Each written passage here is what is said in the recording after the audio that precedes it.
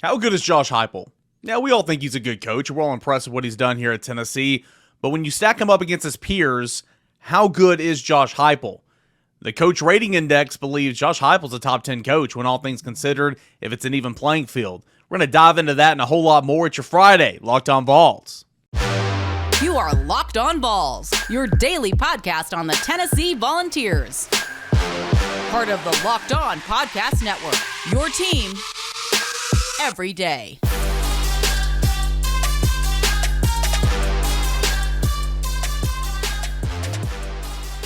Hey, good Friday, everybody. Welcome into it. This is Locked On Vols. It is your team every single day. We're a part of the Locked On Podcast Network, and it is your first listen every single day. I am Eric Kane. Appreciate you guys being here today. You can always find me on Twitter @_Kaner and @LockedOnVols. And you everydayers, couldn't do this show without you. Thanks so much for subscribing to Locked On Vols on the YouTube channel and following us, subscribing wherever you get your podcast. Completely free every weekday for 30 minutes. All right, we're going to wrap up this week's worth of Locked On Vols with a pretty good show here today. Going to dive into the Coach Rating Index, where we see head coach power rankings all the time throughout the offseason. But with the Coach Rating Index, it dives into the Matrix Analytical Solutions, and it kind of gives an interesting formula to determine which coaches are better. According to this formula, if you will, Josh Heupel is a top 10 coach. Where does he rank inside the top 10? We'll tell you. Then we'll dive into a lot of the Athlon Sports preseason stuff, the predicted order of finish in the SEC. Where does Athlon Sports believe Tennessee will finish in the SEC East, and what Volunteers were named to their, wait for it, 4, yes, I said that correctly, 4 preseason All-SEC teams. Can't wait to get into that and get on my soapbox about how anytime you have more than 2 conference teams, SEC teams, it's just a complete joke. So that's coming up in segment 2. And then in segment 3, we'll dive into some of the additions for Tennessee baseball in the transfer portal and why it is a big deal. So that's your show rundown here for a Friday. So the Matrix Analytical Solutions, they went ahead and developed the Coach Rating Index. That was in 2009, and it's a measure that it measures the careers of all on-field coaches regardless of position. So head coaches, tight end coaches, offensive coordinators, whatever the case may be.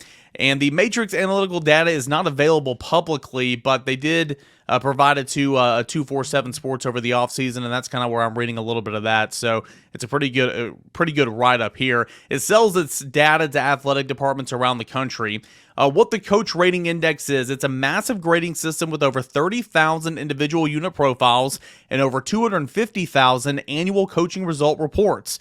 If a coach is designated as an on-the-field role, that time spent at either the FBS or FCS level, he is in a database with career number rating accompanying a career star rating. So pretty much, like it makes the playing field level. Like Nick Saban is not, for his career as a coach, Nick Saban is not on the same level playing field with the Josh Heupel. Just as an example. Nick Saban, because of what he's built, okay, and credit where credit's due, he gets the best players. He gets the best toys to play with. He gets the best coaches. When Josh Heupel was coming up his first year at Tennessee, Josh Heupel didn't have any of that, right? And you're continuing to build, or just take any other coach, for example. I'm just kind of bringing it home here a little bit. So a little bit more about the Coach Rating Index. A coach's rating is weighted by the talent profile he had to work with in his career. Do more with less against rosters or units with more, and the rating reflects that accordingly. So again, it kind of puts everybody on a level playing field. This coach's rating index started in 2009, so it's only 14 years old or so, and so really it takes into account Nick Saban's career at Alabama, but not at LSU. So it's important to remember that. So here's kind of the star rating, if you will. 5 stars is 90 to 100. 4.5 stars is 80 to 89.5. 4 stars is 70 to 79.5. And I'm not going to go any lower because Josh Heupel, I believe, is graded higher than that. Yes, he is. So where does Josh Heupel rank? I kind of gave it away a little bit there. Josh Heupel comes in inside the top 10 at number 9, according to the Coach Rating Index. His score is 81.12, 81.12 with a star rating of 4.5. This is what the article says about Josh Heupel and why he's ranked at number 9 in this top 10 for the Coach Rating Index. Quote, Josh Heupel's led Tennessee back to the national scene after winning 11 games in 2022. Heupel enters his third season as an SEC head coach this fall and ranks number 9 among the CRI's best head coaches thanks to the quick rebuild in Knoxville and his incredible run in 3 seasons leading UCF from 2018 to 2020. The CRI is the Coaches Rating Index, just the initials there. Heupel's high-octane offense has led to 3 10-win seasons in 5 years as a head coach. Remember, he had 3 of those at UCF. Let's see here. I lost my spot here. Or he had 2 of those at UCF. One of those here at Tennessee. He's 46-16 overall and is the 8th winningest among head coaches since 2018. Tennessee has won 7 games against top 25 teams under Heupel, which ranks number 3 nationally over the last 2 seasons. He was the SEC Coach of the Year and finalist for 2 National Coaches of the Year in 2022. No one will forget the incredible scene when the Vols upset Alabama in Knoxville. And remember, SEC Coach of the Year, there's plenty of different publications that do their own, postseason awards. So it's not like this was from the AP or from the Coaches Poll or whatever. He goes on to say, the Vols have broken 23 single-season records with the help of Heupel's up-tempo offense, which also pushed quarterback Hendon Hooker to SEC Offensive Player of the Year honors after finishing second nationally with a passing efficiency of 175.51. Heupel has done all this at a program that ranked 108th nationally in scoring before his arrival. Let's listen to that last sentence again. Heupel's done all this from a program that ranked 108th nationally in scoring the year before his arrival. Remember, 2020 was not a good year. It was a weird year, obviously, but Tennessee won 3 games, went 3-7. It was brutal to watch offensively. And Josh Heupel in his first year in 2021 had Tennessee as the number 10 offense in the country. His second season, in 2022, Tennessee was the number 1 ranked offense in the country. A job well done, and obviously Heupel's getting a whole lot of praise for this. So, according to the Coach Rating Index, all right, Josh Heupel is a 4.5 star, and his overall number grade is 81.12. That is number 9. That is 9th best among active head coaches. What does the rest of the top 10 look like? Well, at number 10 is Jeff Brom, interestingly enough. I wouldn't really see that one there. Jeff Brom is at number 10. Heupel's at 9. You have Hugh Freeze at number 8 because of his great stint at Liberty and, of course, the success he had at Ole Miss prior to being fired. So welcome back to it, Hugh Freeze. Number 8 on this list, Chris Kleiman, very successful Kansas State head coach. That's no surprise. He comes in at number 7. That is Chris Kleiman, and of course he was great at North Dakota State as well. You continue to go down, and then you're getting into some household names here, the names that you would think would show up high on any one of these lists from any publication talking about head coaches in college football. Jim Harbaugh comes in at number 6. Dabo Swinney comes in at number 5. Ryan Day at number 4. Lincoln Riley at number 3. Kirby Smart at number 2, and then Nick Saban is at number 1. Of course, I say level playing field, who did more with what to work with and all that. I get all that, but also you got to take account into wins and national championships and college football playoff appearances and, Kirby and Saban and Riley and Day. I mean, they have all those, right? So, I mean, that's got to count for something. If you look at Nick Saban, it pretty much says possibly the greatest coach of all time is ranked number 1 with a grade of 98.54 according to the Matrix Analytical. That's not a surprise, particularly considering the CRI began grading coaches in 2009, Saban's first undefeated season at Alabama. Saban is 175-19 with 6 national championships during the time at Alabama. And of course, he's still coaching. So I thought that was interesting. And I thought I'm not too, let's dive into the numbers. I like numbers in terms of Pro Football Focus, if they're accurate. I like, how many times this player did a pass rush and how many times this player, had a QB hit, or how many times this player was in coverage, or this defensive back guarding this wide receiver. I like that type of stuff. And all the analytical stuff is a little bit confusing for me, but I found this interesting, and I think it's worth noting Josh Heupel, according to the Coach Rating Index, is number 9 and a top 10 coach. And I think that's right because he's been successful. His MO is offense. He's going to go and score points. He's going to do it anywhere that he goes. He did it as the offensive coordinator at Missouri. He did it, helping out at Oklahoma. Of course, he's done it at UCF, and he's done it at Tennessee. And that is why I think Tennessee fans should have a lot of faith in Joe Milton and should have a lot of faith, even though you're losing Hendon Hooker, who was fantastic. Josh Heupel's track record has shown that he's had top 10 offenses regardless of who's playing quarterback. So I think that's important to remember, and that's a big reason why he's the number 10 in this ranking. So I found that interesting, thought it was pretty cool, and I wanted to share it with you guys here on the show. All right, when we come back, Athlon Sports, its predicted order of finish. Where do they predict Tennessee to finish in the East, and who were some of the volunteers that were named to the Athlon Sports preseason squads? There's 4 of them, a lot to talk about. We'll get into it next right here on Locked On Vols. But hey, take your first swing at betting MLB at FanDuel, and you can get 10 times your first bet amount in bonus bets. That's up to $200. All right, that's right, just $20, and you'll land $200 in bonus bets, win or lose. Not bad, right? That's $200 you can spend betting everything from the money line to the total that's over or under to who you think is going to hit the first home run, score the first run, have the first hit, whatever the case may be, have the first double in a ball game. You can do it all over at FanDuel Sportsbook. It's all in an app that is safe and secure and super easy to use. Plus, when you win, you get paid instantly. You don't have to wait around till the end of the week, till the end of the month for your payouts. You can get it right then and there. There's no better place to bet on the Major League Baseball than at FanDuel. It's America's #1 sports book. So today, sign up at FanDuel.com/lockedon. You can get up to $200 in bonus bets. That's FanDuel.com/lockedon. FanDuel, official partner of Major League Baseball. All right, guys, welcome back into Locked On Vols, your team every single day, everydayers. Appreciate you guys telling me when you see me out in public that you are an everydayer. That really gets me going, gets me fired up. Appreciate you being here. Athlon Sports predicts Tennessee to be pretty good this year and predicts a lot of Tennessee Volunteers to have standout seasons, but how good for each respect?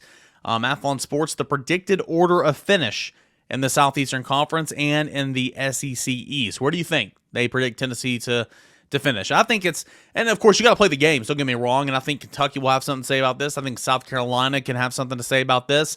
I don't think Florida's there yet. I'm not buying anything about Missouri being greatly improved, and I still think Vanderbilt's going to be in the cellar, but I think pretty much anybody you ask, any publication, your friends, Donna Joe at the supermarket, whatever, I think anybody's pretty much going to say Tennessee's probably going to be the second best team in the SEC East this year. And challenging Georgia. And I think that November ball game, like we talked about yesterday, between Tennessee and Georgia, once again for the second straight season, could have all the marbles, if you will, and could really determine who goes and represents the East in Atlanta for the final season of divisions here in the SEC. So that's what Athlon Sports believes. They believe Tennessee will finished second in the East with a record, however, of 8-3, 5-3 in Southeastern Conference play. So there's some losses there. Are those 2 losses to Alabama and Georgia? That would be kind of assuming, I guess, 2 losses on the schedule, Alabama, Georgia. But what's that third loss according to Athlon Sports? They don't list it here, of course. They don't go game by game or anything. But it could be A&M at home. It could be Kentucky on the road. It could be Florida on the road. Those are some of the, it was a question asked on our VolQuest Mailbag podcast this week. The third toughest game on the schedule for Tennessee. And somebody was getting after us on the GQ about, because we all said Florida at Florida. And they're like, why? Kentucky's so much better. And Kentucky's improved since last year, at least in some positions that matter. And I agree with all that. I do. I think Kentucky's going to be a challenge. However, week 3 on the road in the swamp. And I understand history is no indication on what happens this year, but Tennessee doesn't win in the swamp.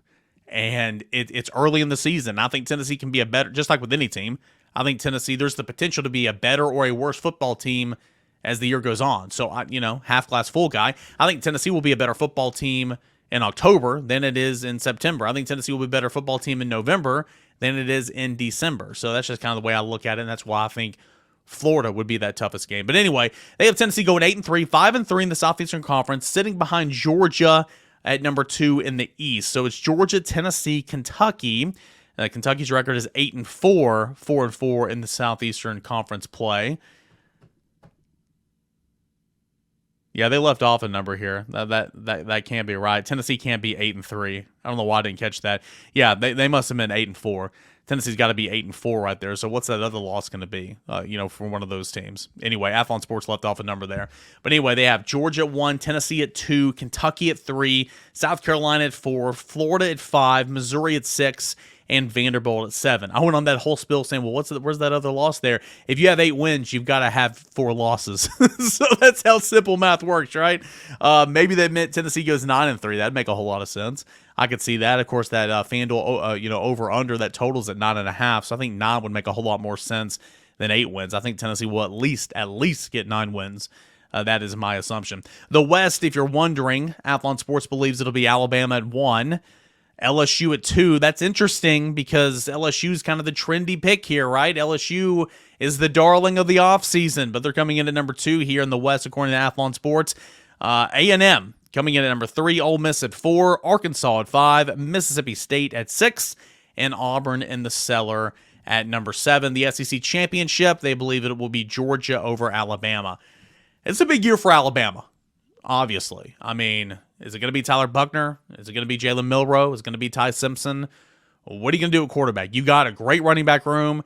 You're good on the offensive line. You've still got a lot of players on defense. I don't think Alabama's going to suck, but for the first time in a couple of years, I think Alabama's going to resort back to being mediocre at quarterback position and relying on elite defense and a good run game. So I'm intrigued to see what Alabama looks like, and that's why I think there's opportunity for LSU to win the West this year. So that is the predicted order of finish, with Georgia once again winning the SEC according to Athlon Sports.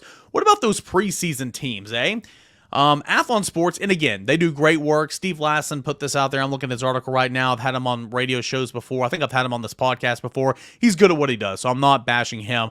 I just think and it's not just Athlon Sports, other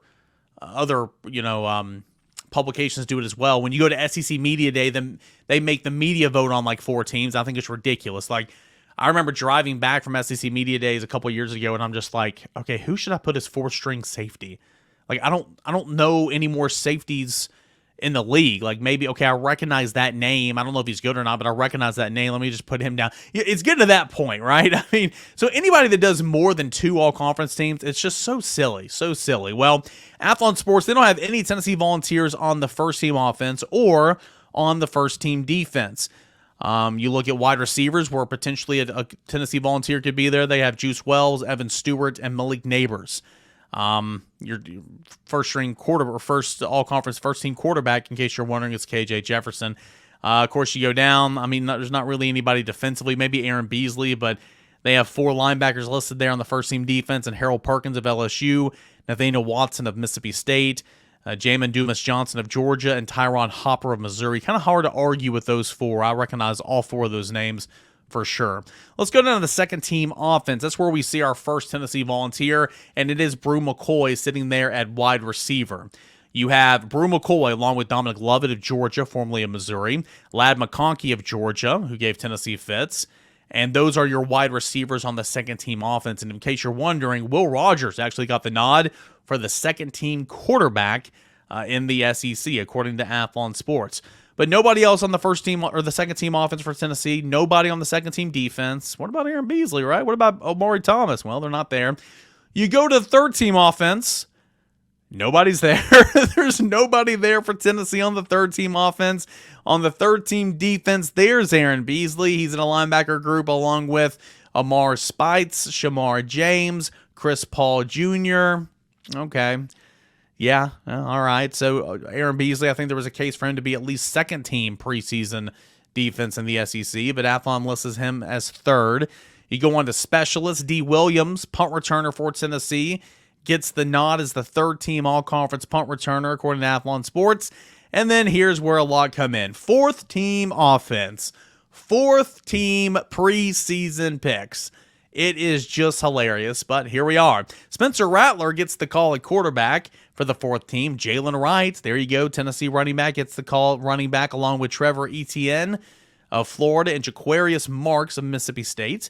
At wide receiver, Squirrel White gets the nod along with Ladadrick Griffin of Mississippi State, Ricky Pershall of Florida, we remember him. Dane Key of Kentucky, we remember him. Cooper Mays is the center on the fourth team. The other centers above Cooper Mays, in case you're wondering, Bryce Foster of Texas A&M was third team center. You had Seth McLaughlin of Alabama was the second team center, and Cedric Van Pran of Georgia is the first string center. Pran is a good player of Georgia. I know that name. I also know the name of McLaughlin from Alabama. I'm not too familiar with Bryce Foster. I'm not going to lie to you. Of course, I know who Cade Mays is, or Cooper Mays is. But Cooper Mays does get the nod as the fourth team center. Go on the defense, and Tennessee has Tyler Barron represented on the fourth team defensive line per Athlon Sports. No Amari Thomas. Very, very interesting there, to say the least. So, anyway, this came out a couple of days ago, but I wanted to bring it on the podcast in case you didn't catch it. It's noteworthy, kind of. It's preseason. It is what it is. It's just more of a conversation starter and what the expectations are for these teams and these players entering the season. So, obviously, Tennessee is getting a whole lot of love. Hey, when we come back, let's shift gears. Let's finish off this week's worth of shows discussing some baseball portal additions from Tennessee. That's coming up next right here on Locked On Vols. All right, guys, welcome back into it. A final segment of this week of Locked On Vols, and we want to talk about some transfer portal additions for the Tennessee baseball team, because that right now it's swirling, the transfer portal for baseball, and Tennessee's made a couple of additions that are really going to help out that 2024 roster. And of course, we discussed the news of Chase Burns going to the transfer portal. But Tennessee, I mean, you're not going to wait around for anybody. You got to find replacements. You got to try to improve that roster. And I think Tennessee's done a nice job so far. Again, if you are a new baseball fan, if you're a new Tennessee baseball fan and just kind of reading the tea leaves, reading on Twitter and all that, here's a little bit about the new players Tennessee have gained commitments from out of the transfer portal, so you can sound smart to your other Tennessee friends. The first one came last Friday. All right, it was Friday evening, and it's a right-handed pitcher from Jacksonville State. His name is A.J. Causey. All right, he is a sidearm, kind of submarine-type pitcher. He was a reliever in 2022 as a true freshman, where he had a 4-4 record, a 2.61 ERA in 2022 games. He moved to the Friday night starter role for Jacksonville State this past season and had a pretty good year. 5-2 on the bump. ERA is a little inflated, but it was 5.07. But he logged 76.1 innings, struck out 89 batters. That's a pretty good tally. And only walked 23. He appeared in 15 games with 14 starts and had a registered whip of 1.37. So I think this guy, especially with that arm angle, I think he'll be big for Tennessee out of the bullpen. They got a nice changeup, mid-90s fastball. He's pitching the Cape Cod League right now as we speak. This kind of kicks some things off for Tennessee in the transfer portal. And if you need a starter in a pinch, he can do it. But I think this is a guy that's going to be really, really solid for Tennessee in the bullpen next year. If we're going in order, let's not go in order here. Let's go in positional order. This was on Wednesday. Tennessee picked up the commit of hard-throwing right-handed pitcher Nate Snead from Wichita State. So, again, and I want to be careful with my words here, and I tried to explain this on the Journal's Quarters this week. You never just want to say, like, oh, Chase Burns is replaced. Oh, he's gone. Well, we got another one. No, we're never going to think about you again, yada, yada. Listen, guys, Chase Burns is a generational talent, in my opinion. He'll be a top 5 pick. He might be the top pick potentially in the 2024 draft. A lot's to be determined. He's good, okay? Chase Burns is good. So you never want to, I mean, you have to acknowledge how good and how talented he is. However, if you're looking for a bullpen replacement for Chase Burns and what his role was towards the end of the year, at least the makeup. Now, we'll see if he's as good and effective and if he can, go 5-6 innings if needed. I don't know about all that right now. But in terms of the makeup, a right-handed pitcher and a hard thrower at that is what Nate Snead is going to be, all right? He was a true freshman this past season, 6'2", 200 pounds, coming from the right side. He pitched for Wichita State, the Shockers, 24 appearances as a freshman. He did make one start. Fastball that reached triple digits several times this year.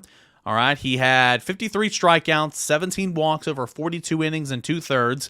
Opponents hit .230 against the righty, and he finished the campaign with a 1-2 record and a 3.16 ERA again as a true freshman. And he's a hard thrower, right? Okay, so he reached triple digits a couple different times. The first time was back in March of this season. So That's big. That's a good pickup for Tennessee for sure. And he will be a back of the bullpen type guy for the Volunteers. And so far, at the time of this recording, by the time you listen to it, maybe they've gotten another, maybe two in the transfer portal. And we'll get to some targets here in a moment. But at the moment, Tennessee has 3 commitments. I've talked about the 2 pitchers, and now let's talk about the slugger. On, what was it, Sunday night, maybe Monday? Anyway, it was earlier this week. Monday night, Cannon Peebles from NC State committed to Tennessee. This was arguably the Volunteers' #1 priority targets in the transfer portal. He is a catcher. However, he only caught 9 times as a true freshman. He DH'd the other 30 games he played in. I'll get to his bat in a moment. So he's a developmental type catcher. He had a guy in front of him. I forgot his name, but he's playing for Team USA right now in the Collegiate National Trials. Really, really good. And he's only a sophomore. Okay, I believe he was like an all-conference catcher. He was entrenched. He wasn't going anywhere. And so Cannon Peebles wanted an opportunity to catch, right? These guys want to make it to the show. They want to get drafted. It's great that you can hit, but you need to show that you can play defense, and especially you have great value if you are a catcher. And so Cannon Peebles wanted a different opportunity, and he put his name in the transfer portal, and pretty much everybody in the world was on top of him, Tennessee included. Tennessee won out, and this is big because of his bat and the potential to upgrade the offensive part of the catcher position. All right, he led NC State with a .352 batting average, a .697 slugging percentage, a .456 on-base percentage. He tied for the team high with 50 RBI, was second with 12 home runs, and just 142 at-bats. He had 13 multi-hit contests, 11 multi-RBI contests, and get the stat line for a game back on March 4th. Sure, it was non-conference. It was prior to ACC play. It was against NJIT, but he went 6 for 6 with 3 doubles, 2 home runs, 2 runs scored, and he drove in 10 runs. That's a hell of a stat line, right? He was a Collegiate Baseball newspaper National Player of the Week following that game, and he was a Golden Spikes National Performer following that game for that week. He was a NCBWA first-team freshman All-American this past season. He was named to the All-ACC freshman team. Cannon Peebles, a big, big addition for the University of Tennessee. There is no ifs, ands, or buts about it. So, those are the 3 commits for Tennessee so far. They've done a really, really good job. Ryan Galaney, corner infielder from Wofford, is a target for Tennessee. Luke Holman, starting pitcher for Alabama, is a target for Tennessee. Billy Amick, infielder/DH from Clemson. All 3 of those guys in the transfer portal, those are targets for the University of Tennessee. Amick was actually on campus yesterday as well. So again, by the time you listen to this thing moves fast. Others could be committed potentially. But so far, Tennessee's done a really, really nice job in the transfer portal, and we'll continue to track this thing when the window closes, the portal closes on July the 14th. It opened on May the 30th. Okay, that will do it here for this edition of Locked On Vols. Can't thank you guys enough for being with me here today, hanging out with me, everydayers. We'll see you back here on Monday. If you're not an everydayer, come back, find out what that means. But in the meantime, go ahead and subscribe to us on YouTube, completely free, and wherever you get your audio platforms. Please rate us 5 stars on Apple Podcasts. Leave us a positive review. I say this every day, but subscribing on YouTube and on Apple and Spotify and Odyssey and all those places, it helps us. It helps the show grow. So I would really, really appreciate if you guys would do that. Thank you so much. Have a great weekend, and we'll do it again here on Monday. This is Locked On Vols.